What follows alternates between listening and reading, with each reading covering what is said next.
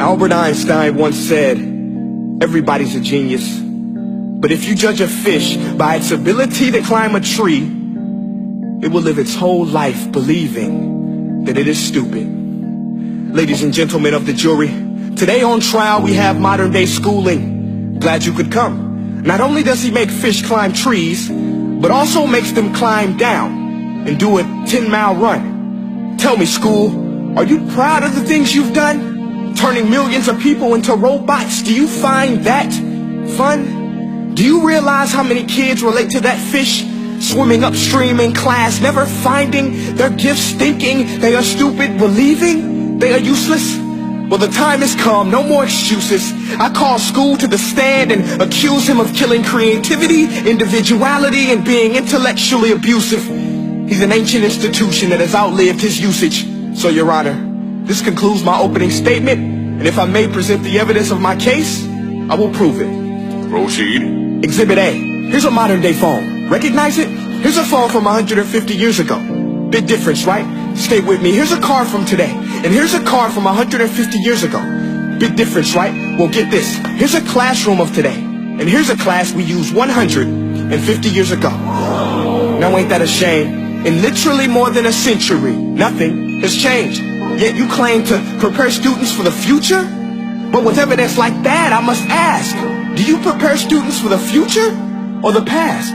I did a background check on you and let the record show that you were made to train people to work in factories, which explains why you put students in straight rows, nice and neat, tell them sit still, raise your hand if you want to speak, give them a short break to eat, and for 8 hours a day tell them what to think. Oh, and make them compete to get an A. A letter which determines product quality, hence grade A of meat.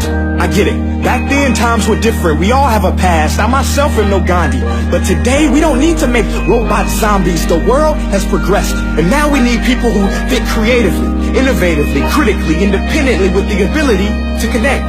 See, every scientist will tell you that no two brains are the same. And every parent with 2 or more children will confirm that claim.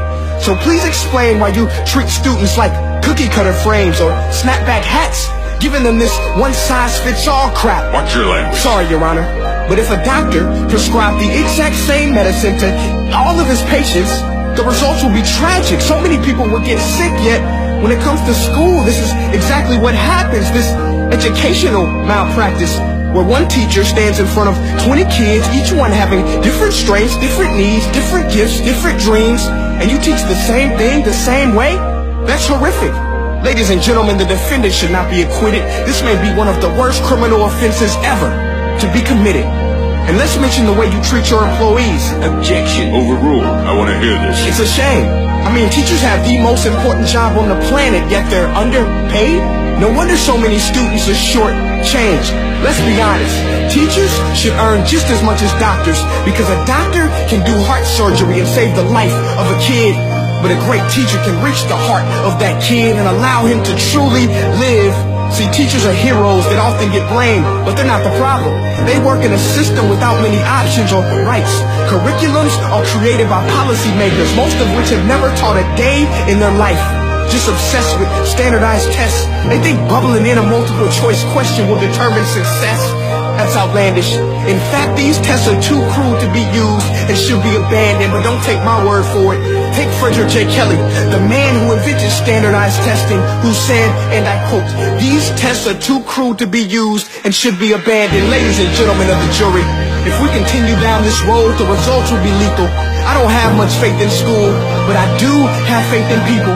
And if we can customize healthcare, cars, and Facebook pages, then it is our duty to do the same for education, to upgrade it, change it, do away with school spirit, because that's useless. Unless we're working to bring the spirit out of each and every student, that should be our task. No more Common Core. Instead, let's reach the core of every heart in every class. Sure, math is important, but no more than art or dance. Let's give every gift an equal chance. I know this sounds like a dream, but countries like Finland are doing impressive things. They have shorter school days, teachers make a decent wage, homework is non-existent, and they focus on collaboration instead of competition. But here's the kicker, boys and girls. Their educational system outperforms every other country in the world. Other places like Singapore are succeeding rapidly. Schools like Montessori, programs like Khan Academy. There is no single solution, but let's get moving. Because while students may be 20% of our population, they are 100% of our future. So let's attend to their dreams, and there's no telling what we can achieve. This is a world in which I believe, a world where fish are no longer forced to climb trees. I rest my case.